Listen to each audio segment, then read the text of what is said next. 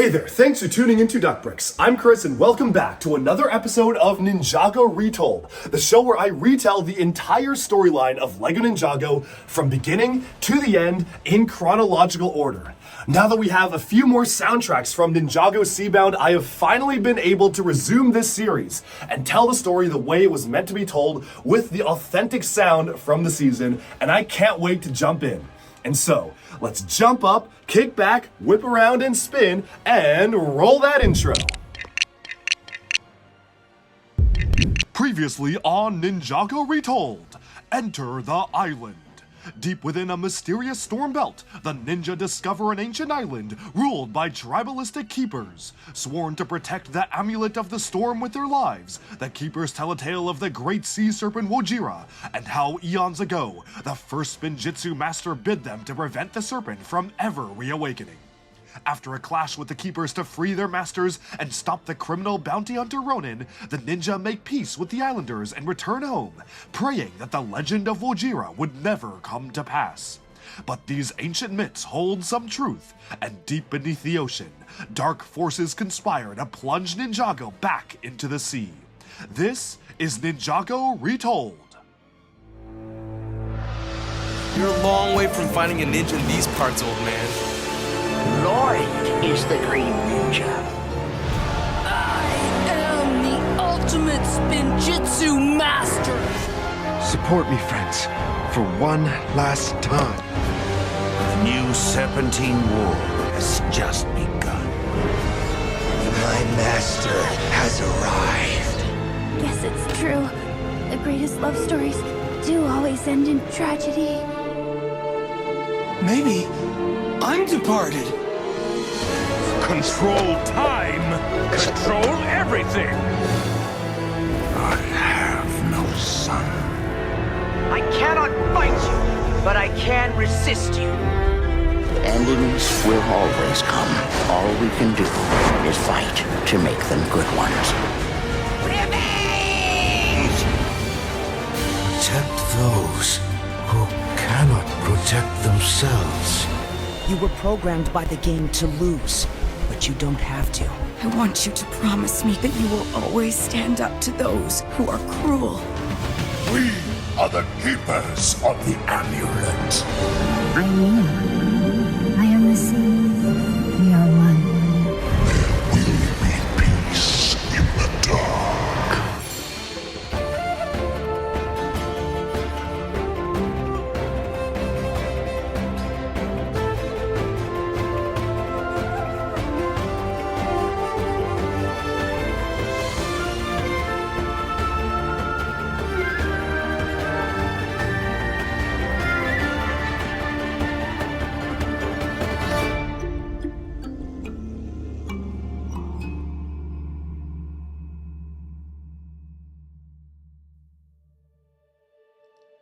Episode 19, Seabound. Chapter 1, Enter the Abyss. As the ninja returned from the Island of the Keepers, returning to their duties of patrolling the city streets and stopping criminals, a sinister shadow operated from the darkness, gathering power against the ninja and preparing for an ultimate showdown. The Overlord, physical manifestation of darkness and destruction in the realm. Over the years since resurrecting the former Jade Princess Harumi near the end of Emperor Garmadon's occupation of Ninjago, the Overlord had tasked his servant to amass vast quantities of element-suppressing Vengestone. But when the ninja overthrew King Vangelis, shutting down his Vengestone mining operation in the dungeons of Shintaro, Harumi was forced to turn to other criminal sources to supply the dangerous and volatile substance. Hiring second-rate criminals like Misdemeanor, Harumi arranged rendezvous points all around Ninjago to funnel the Vengestone to the Overlord through her alter ego, the Kabuki Mask. But this time, the ninja were on the trail of one of these shipments, and Harumi was watching it all from the shadows. Misdemeanor, a new second-rate villain, led a convoy of trucks into a quiet village, frustrated by the remote location but eager to finish her deal. Unbeknownst to her, the ninja were ready and waiting. Lloyd, Jay, and Kai confronted the criminals head-on, forcing Misdemeanor to unleash her gang to buy time while she escaped with the lead truck. As Cole gave chase on his rock cycle, he managed to stop 2 trucks and discover their cargo, Vengestone, where it was clear that despite his efforts to shut down the operation in Jintaro, there was a mysterious buyer at work, and the Shintaro smuggling operation yet continued. Distracted by the contents of the shipment, Cole was unable to stop Misdemeanor's truck from slipping away, and as Nia and Zane moved to intercept her near the rice paddies, everything went wrong. Summoning a massive water cyclone to block the truck's path, Nia found herself unable to control her element, with the cyclone inexplicably spinning out of control, flooding the village and allowing Misdemeanor to escape. The ninja were left with no choice but to evacuate the villagers and regroup. Back at the monastery, the team delivered the bad news to Master Wu. Nia took responsibility for losing control of her powers, but frustration lingered as her abilities continued to behave erratically, even triggering the monastery sprinklers and causing water to go haywire all around her. Seeking answers, Wu guided the team to the library, where they unearthed the legend of Wojira, a sea serpent defeated long ago by the first Spinjitzu master and the Merlopians. Explaining that once the power of wind and water belonged to Wojira, Wu proposed calling Maya, Nia's mother and former master of water, for help. But the scars of her abandonment were too strong, for Nia had grown up without her parents after their kidnapping by the hands of time. As she rejected the idea and spun out of control, the decision had been made, and soon enough, her parents, Maya and Rei, arrived at the monastery against her will. Despite Nia's reluctance, her mother dragged her into a whirlwind routine of morning exercises, tofu pancakes, and seaweed bacon. Training followed, with Maya guiding Nia through her water stances, but each time Nia thought she had it right, Maya insisted otherwise. With her frustration boiling over, Nia declared her powers were fine, only to lose control and summon a wave that drenched her. Smirking, Maya's point was made, and an angry Nia stormed off in search for Wu. In the library, Nia pleaded with Wu to send Maya away, but Wu and Misako disagreed, with Misako reminding her that as a mother herself, it was clear that Maya just wanted to reconnect with her daughter, though Nia refused to see her point. Seeking solace, Nia wandered to the hangar bay, where Lloyd and Cole were fixing security cameras. They revealed Zane and Pixel had left on a rescue mission, which Nia took as yet another sign of being sidelined. And above the sea, Zane and Pixel encountered a fishing trawler under attack by a massive octopus.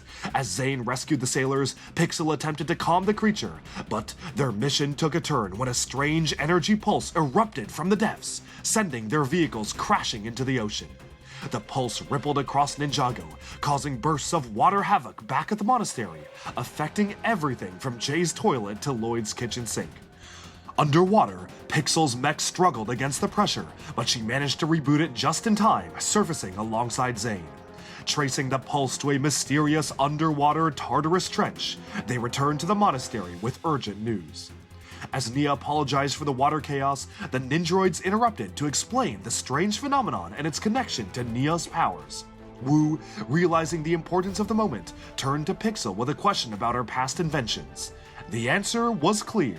It was time to activate the Hydro Bounty. Rising majestically from the water like a gleaming steel leviathan, the Hydro Bounty surfaced at Ninjago City docks, with Pixel explaining she had built it years ago in case the ninja ever needed an undersea vessel. As the crew prepared for departure, Nia hesitated.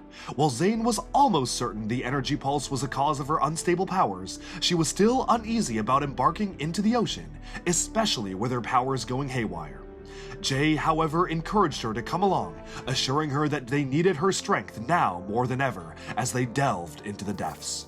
Wu chimed in, offering Nia the option to stay behind with her mother, but she refused, determined to join the mission. After a heartfelt conversation with Maya, where Nia explained to resolve to face her new problems head-on, she gathered her things and joined the team. Meanwhile, Kai and Cole stayed behind, each with their own responsibilities to Ninjago City. As the Hydro Bounty set off into the endless sea, the crew settled in. Zane, channeling his inner pirate, lightened the mood, while the ninja discovered Maya had stowed aboard, looking to keep Nia safe on their journey, much to her anger. As the ninja approached the Tartarus Trench, the mood grew tense. The waters below were littered with wreckage, sunken ships ominously scattered like skeletons in a graveyard. Without warning, missiles struck the Hydro Bounty. The team scrambled to retaliate, but their counterattack missed its mark, and another barrage sent the vessel spiraling out of control. Power failed, and the ship careened onto a precarious ledge. Amid the chaos, Lloyd checked to ensure everyone was unharmed, and Pixel reported the damage was severe. Zane, staring grimly at their surroundings, uttered what no one wanted to hear. Their so-called unsinkable Hydro Bounty had indeed been sunk. As Nia and Maya worked to repair the engine, more arguments broke out. Nia upset that she and Kai had been abandoned as children, despite Maya's efforts to explain it was against their will. As Nia retorted that she wasn't a child anymore, and it was too late to make amends, their conversation was interrupted, as the ninja realized the engine was beyond repair, and only a charge from Jay's lightning powers in the now submerged engine room might fix the ship, but would definitely harm Jay in the process.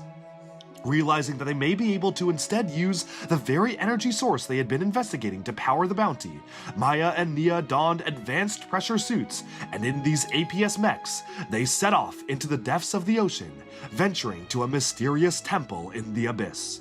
As Maya saved Nia from being knocked off course, navigating through the dangerous path, she explained to her daughter that sometimes sacrifices are unavoidable, and she hoped Nia would never have to face such difficult choices. Nia listened silently as they pressed onwards, reaching the gates of the temple. Outside the building, Nia asked Zane to decipher the ancient writing on the gates, but even with his vast databanks, he struggled, for the language was old, ancient, and evil. While they waited, Maya and Nia slipped out of their suits to explore the interior, and were shocked to find humanoid undersea eels, octopi, and strange aquatic creatures performing experiments inside the temple, which held the body of a sleeping beast, Wojira. As these Merlopians raced around the temple, attempting to awaken the serpent, their leader, Prince Kalmar, appeared on the scene, berating the chief scientist Glutinous over their delay in their plans.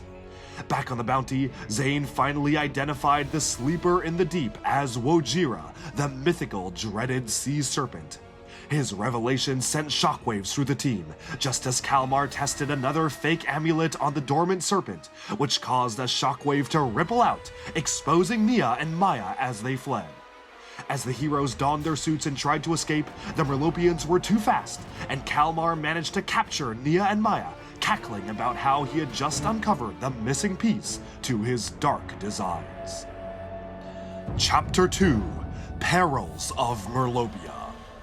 As Nia and Maya awoke in chains, they realized to their horror that they were inside the ominous Temple of Wojira, and the myths about the dreaded serpent were true. As Kalmar, Prince of the Merlopians, revealed himself, he demanded they tell him the location of the Storm Amulet, but Nia stood firm against his demands. Interrupted by his general gripe, Kalmar stormed off, muttering about unfinished business with his father. Meanwhile, aboard the Hydro Bounty, the ninja tried unsuccessfully to contact Nia. Jay, desperate to help, suggested once more to use his lightning powers to recharge the ship's battery, but the ninjoids opposed the risky plan, instead proposing to reroute the remaining power to try to jumpstart their system. In the Merlopian palace, Kalmar's frustration only grew. His adoptive brother Benthamar greeted him warmly, though Kalmar barely could hide his irritation. As he was questioned by their father, King Trimar, about a recently sunken ship, Kalmar denied involvement, and Benthamar stood up for his brother, assuring their father that it couldn't be his brother's doing. These ships, he explained, often sank on their own, an excuse Kalmar coldly dismissed as poor craftsmanship. Trimar allowed Kalmar to leave, and the prince stormed off, seething with anger. Back in the temple, Nia and Maya worked fast, climbing over the poles securing their chains. As they freed themselves, a group of Merlopian guards attacked, and as the two fought off their pursuers, they discarded their restraints and made a daring escape. But on the Hydra Bounty, the situation grew dire. The ship was out of power and taking on water. Ignoring the team's protests, Jay descended to the engine room and unleashed his lightning to recharge the battery. Eyes glowing white, he poured his energy into the system, reviving the ship's power at great cost to himself. Exhausted but triumphant, Jay rejoined the others, who granted him the honor of captaining the vessel. With renewed determination, the ninja and the Hydro Bounty set sail deeper into the endless sea to save Nia. As the duo of mother and daughter swam furiously, trying to escape fearsome Ripper sharks, they were surrounded by the vicious predators. But moments before their suits were destroyed, Lloyd and Jay arrived, blasting the sharks away and rescuing the duo. Back at the Temple of Wojira, Kalmar discovered that his prisoners had escaped, and was furious that Ripper sharks had been sent after them, for he needed the Master of Water alive to tell him where the amulet was located. Deploying his troops to intercept the newly repaired Hydro Bounty, Kalmar found himself too late, for the ninja had already been captured by his father, King Trimar, who escorted them to the palace. As the ninja recounted the truth of Kalmar's actions, Trimar summoned his son to face their accusations. But when the king reminded him of their pact with Ninjago, Kalmar lashed out, calling humans parasites unworthy of coexistence. Fed up, Trimar commanded Kalmar to stand down as his king and father. And, in a sudden move, Kalmar drew his trident and struck his father down, killing the guards who witnessed this betrayal. As alarms blared and more Merlopian soldiers stormed in, Kalmar blamed the ninja for the coup, declaring them enemies of Merlopia, who tried to overthrow his father. As Benthamar ran in, deceived by Kalmar, he rushed to his father's side as Kalmar and the Mare guards stormed after the ninja, who swam through the corridors of the palace. Back in the throne room, Benthamar held his father, who used his final strength to reveal the truth about Kalmar's treachery. He made his son promise to aid the ninja and stop Kalmar's evil plans. As Trimar's life faded, Kalmar, now alone in the throne room, claimed the crown, declaring himself king of the Merlopians.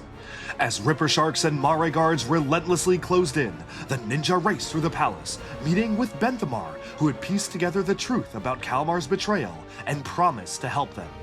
Fighting their way to the Hydro Bounty, the ninja and Benthamar attempted to flee, Kalmar realizing his half-brother had sided with the so-called surface dwellers. As Lloyd held off the attackers in his APS suit, barely managing to get to the bounty, the ninja raced through the underwater city in their submarine, Kalmar firing wildly with no regard to collateral damage. Pixel deployed countermeasures, blocking off the path behind them, and the ninja barely escaped, with all Kalmar able to do was bellowing in rage. Inside the Hydro Bounty, Lloyd rejoined the group, nursing his wounds. Nia introduced everyone to Benthamar, who revealed Kalmar's sinister plan to use the second amulet to awaken Wojira, and their course was now set for the Island of the Keepers, to warn their newfound allies of the coming of Kalmar. As the heroes journeyed to the island, fleeing the Undersea Kingdom, Benthamar relayed the story of his upbringing. Years ago, Kalmar and Trimar discovered a sunken ship where they found a young aquatic boy, Benthamar, surrounded by eels. As Trimar leapt into action, saving the hybrid surface dweller, he adopted the boy as his own, despite Kalmar's objections. Swearing to never accept a surface dweller as his brother, Kalmar rejected Benthamar, despite their father's efforts to bring them closer. As the years pass, Kalmar's curiosity about Wojira only grew, his probings leading him to be forbidden from entering the Tartarus Trench. But the crafty Kalmar had other plans up his sleeves, manipulating his brother to venture to the Temple of Wojira together to prove his swimming skills and to become true brothers. As Benthamar defended Kalmar bravely from the vicious eels to gain his acceptance, the duo finally reached the temple. But Kalmar then revealed his true nature, telling Benthamar he was never his brother, and never would be. Benthamar, heartbroken, said that he hoped the temple would bring Kalmar happiness, and swam away, realizing that they never would truly be family. Back on the Hydro Bounty, Benthamar mourned the death of his adoptive father, with the ninja assuring him that he had a new family with them. With newfound hope, Benthamar joined the team as they continued their quest to the Island of the Keepers, Amulet of the Storm on the horizon. Chapter 3: Clash for the Amulet. Back in the Merlopian Palace, Glutinous approached Kalmar with urgent news. He had discovered the location of the Storm Amulet. Rallying their troops to track down the artifact, Kalmar raced towards the ninja's location, with the heroes unaware that time was running out. As the ninja navigated through the fierce storm belt, arriving at the island of the Keepers, they were escorted to Chief Mamatus, warning him of the imminent threat of the Merlopian attack.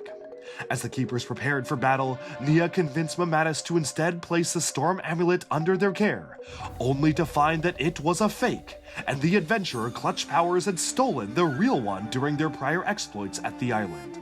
As they contacted Cole to rush to the Explorers Club and regain the real amulet before it was too late, Kalmar burst into the chamber, mocking Benthamar for siding with the ninja. Realizing the actual artifact was held in Ninjago City, Kalmar led his Mare guards to the mainland, but not before sabotaging the Hydro Bounty's controls, blaming the ninja for the impending storm.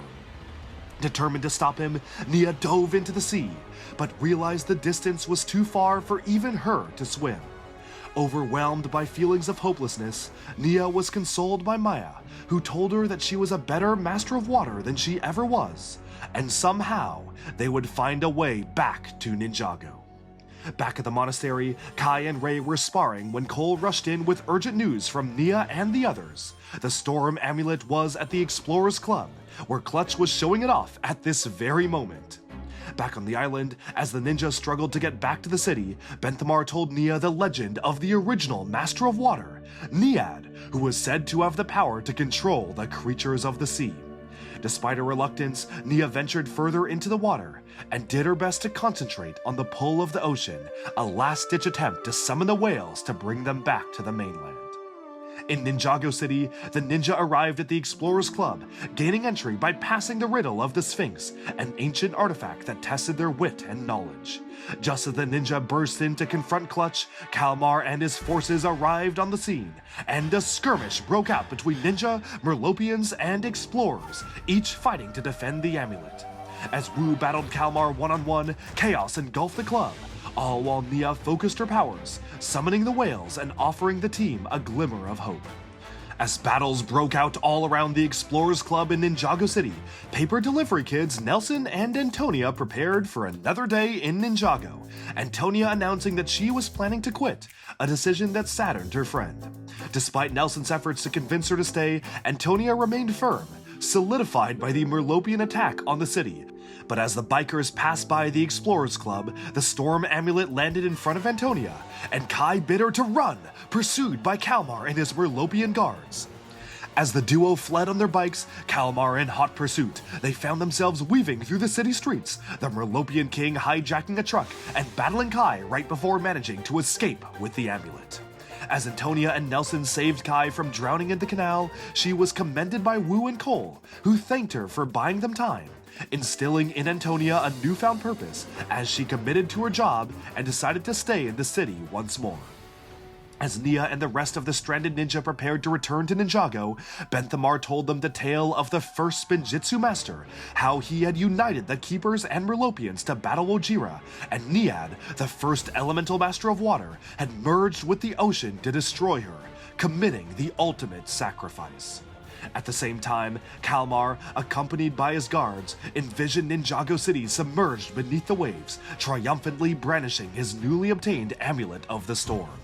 As Wu, Kai, Cole, Misako, and Rei rushed in for the attack, a battle broke out on the harbor, but the heroes were quickly overwhelmed and soon captured, Kalmar sentencing them to drown at the bottom of the endless sea. But at the last second, the Hydro Bounty surfaced from the ocean, drawn by whales under Nia's command. With the Master of Water facing off against Kalmar, a battle between Merlopians and Elemental Masters broke out, Benthamar bravely fending off his adoptive brother while Nia chased the escaping Kalmar on a whale. In the ensuing struggle, Nia managed to make it back victorious, Kalmar in retreat, and the ancient storm amulet seemingly in their protection once more.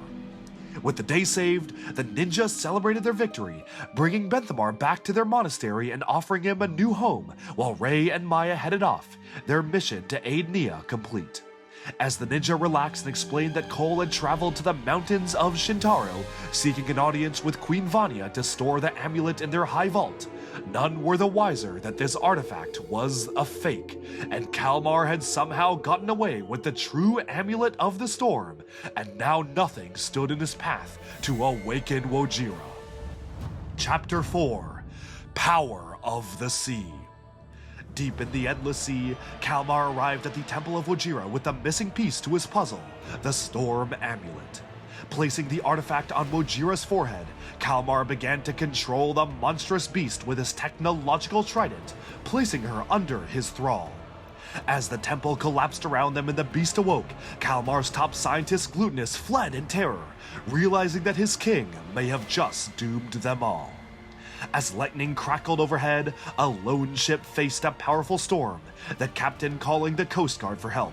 As the waves raged and water swirled, Wojira emerged from the ocean with Kalmar atop her head, heading straight for Ninjago City. At the Ninjago City docks, Glutinous washed ashore, begging for an audience with the ninja. While Jay and Nia danced together at the arcade, sharing a happy moment together, they were unaware of the coming threat, and soon enough, all the ninja were summoned to the police station, where Wu had gathered most of the team to speak to Glutinous. Telling the ninja of Kalmar's dark deeds, Glutinous revealed the city was under imminent attack, and Wu had to prepare the team for the worst.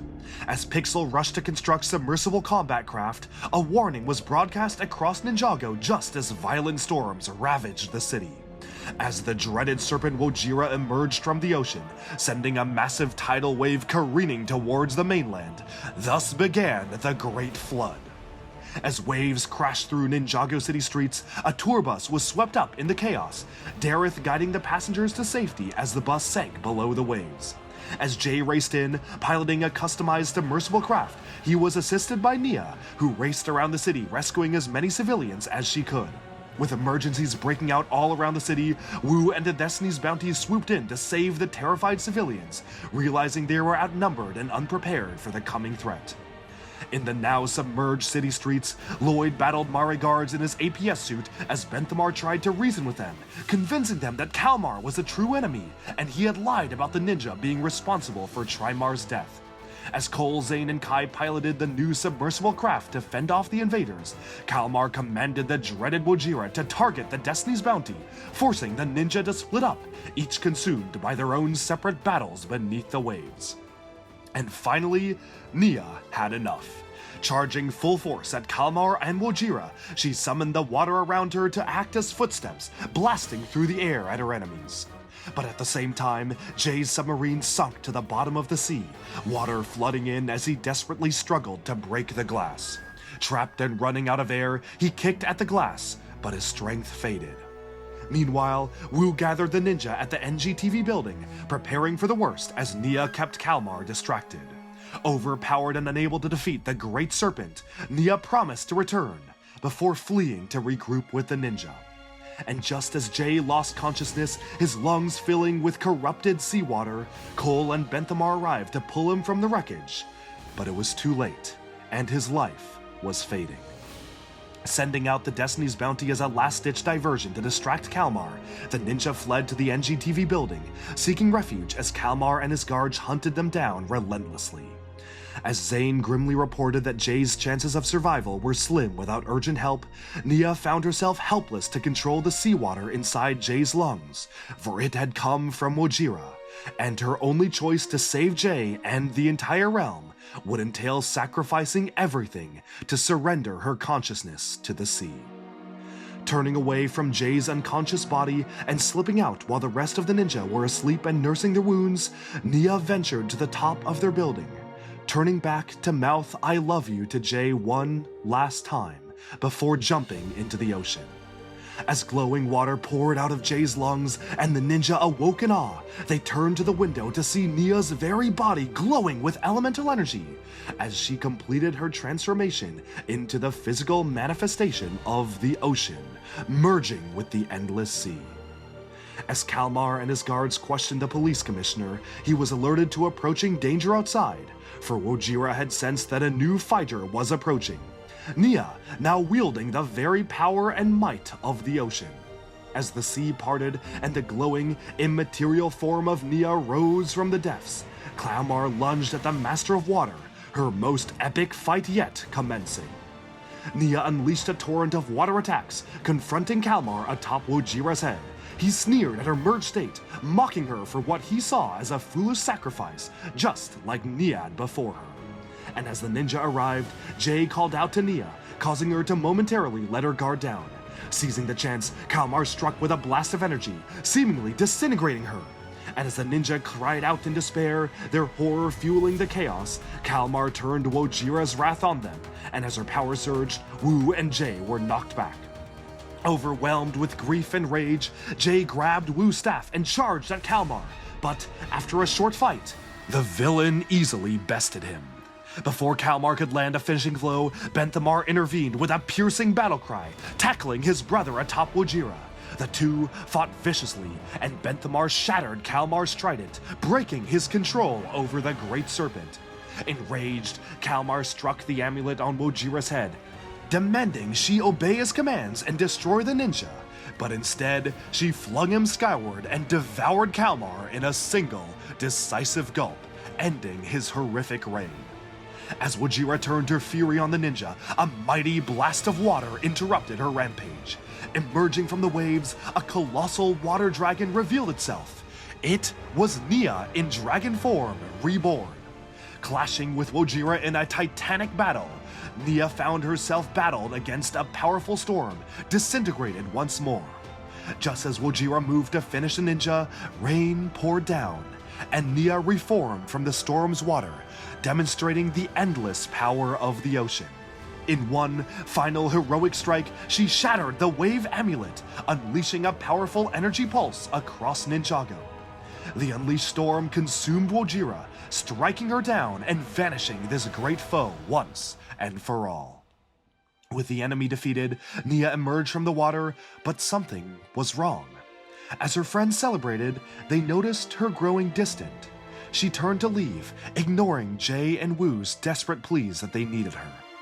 Declaring her last love for Jay, she asked him with the last bits of her consciousness to tell Maya that she finally understood the burden of her powers, uttering that that's the way the cookie crumbles, echoing her mother's words before diving back into the ocean.